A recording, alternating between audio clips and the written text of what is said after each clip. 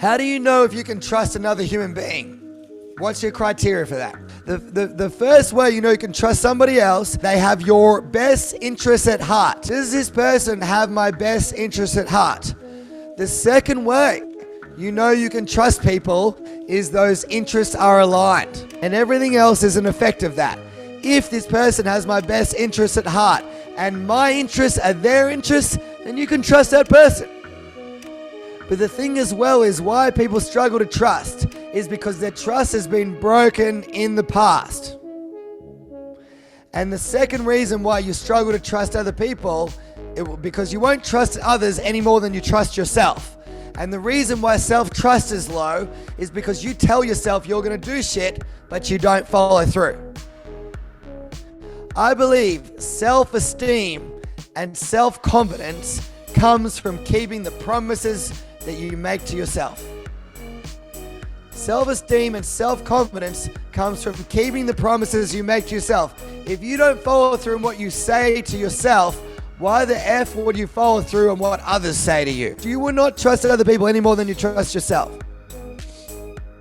So you've got to go within. And if those two pieces of the criteria are met, the first two, which is, that my best interests at heart, my interests are aligned, and that I'm going to follow through on what I'm agreeing with them, then you're with a win. So that's how you know. And I only teach these techniques in integrity. So that means for the highest good of yourself and for others. There are, though, people or bigger bodies, let's say, that use this stuff that maybe is not for your highest good. Some of you, wherever that you are on the spectrum of things, right, I'll tell you now that a lot of these techniques you're going to learn have been used a lot over the last 2.5, 3 years by mass media and government. And just so you know as well, they hire psychological experts and behavioral experts that are trained in these techniques on how they can be used to influence people. Now, whether you believe that's for good or not good, it's not about that. It's about knowing that they can be used either way.